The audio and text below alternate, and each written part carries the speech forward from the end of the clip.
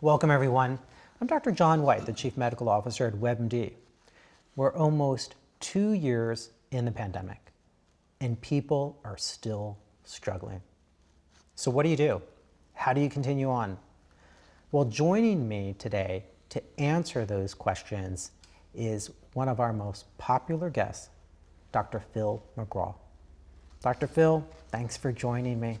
Glad to be here, and so glad to be talking about this because it still is a big challenge. You have graciously agreed to open up your home. You know, we're here during the holidays. People are celebrating. But you and I have had many conversations over the past 20 months. And I have to start off with asking you, are you surprised that we're still talking about this? I'm really not.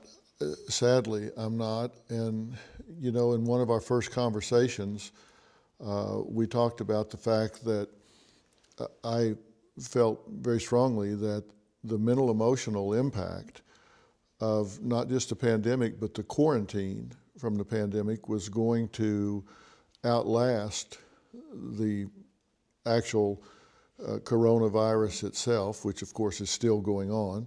But I think we're going to be seeing the fallout, the mental emotional and developmental fallout for children probably for decades to come. So I'm not at all surprised that almost 2 years in that we're still dealing with the problems. And you said to me early on, you said, John, we've got a mental health pandemic as well as an infectious disease pandemic. And just for reference for our audience, a recent study showed that 4 out of every 10 Americans, 4 out of 10 are suffering anxiety or depression. And for reference, pre-pandemic, it was 1 out of 10. Substance abuse is way up, including drug overdoses, up 30%, 100,000 overdose deaths. People are suffering from PTSD from the pandemic.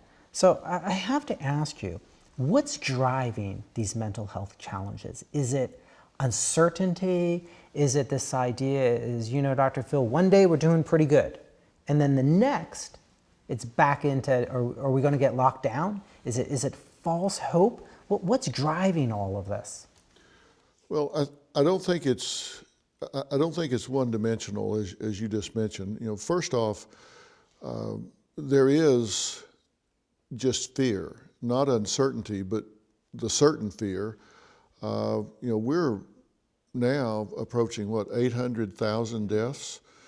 So this is a real problem, and almost everybody knows by some degree of separation someone that has been seriously impacted by this, either death or serious illness.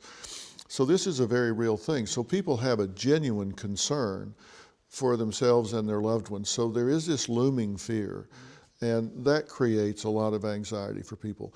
And then the uncertainty, because, I mean, we start getting variants, and they think, okay, we're going to do vaccines, and there's some fear about, is that okay to do? And then we start to see a decline, then here comes another variant, and then a decline, here comes another variant. It's sort of like people are like, enough's enough, and too much is too much, and we're into the too much now. And so people's coping energies, their sustainability is really being stretched. And so it starts showing up at pathological levels of anxiety, depression, loneliness, and I fear we're going to start seeing some learned helplessness out of this, which we can talk about in a minute if you would like.